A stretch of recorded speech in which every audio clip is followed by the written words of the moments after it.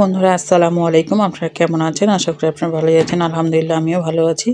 বন্ধুরা একটা বড় সাইজের একটা বেগুন নিয়েছি, আর এই বেগুনটা আমি চুলার মধ্যে সুন্দর করে পুরা দিয়ে দিব, আর পুরা দিয়ে আপনাদেরকে বাকিটা দেখাবো।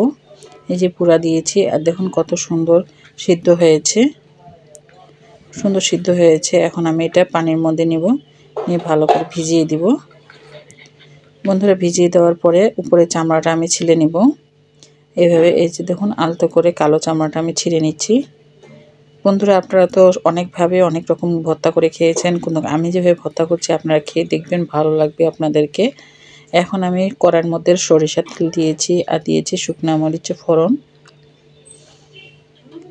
শুকনা মরিচটা একটু ভেজে নিতে হবে, যেন শুকনা মরিচ থেকে যে ফ্লেভারটা আছে সেটা যেন বের হয়ে আসে।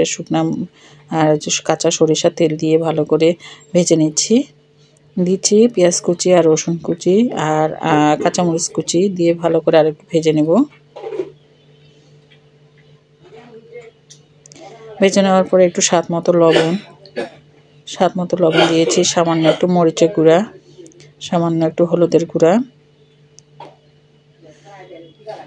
দিয়ে ভালো করে আরেকটু ভেজে নেব মশলাটা। এভাবে ভেজে নেবেন যেন একটা কাঁচা গন্ধ যেন না থাকে। এর মধ্যে এখন পুরা বেগুনটা দিয়ে দিলাম, দিয়ে ভালো করে একটু ভেজে নিতে হবে, আর এভাবে খন্তা দিয়ে একটু ভেঙে দিতে হবে। একদম ভর্তার মতো ম্যাশ করে নিতে হবে। ম্যাশ করে নিয়েছি। এখন দেখুন বন্ধুরা, এখন দিব ধনিয়া পাতা কুচি দিয়ে ভালো করে ম্যাশ করে নিচ্ছি। ধনিয়া পাতা দিয়ে ম্যাশ করে নিলাম। এই যে আমার ভর্তাটা পরিবেশন করে নিয়েছি। বন্ধুরা আপনারা এভাবে বানিয়ে খাবেন, কেমন হয়েছে আমাদের কমেন্টের মাধ্যমে জানাবেন।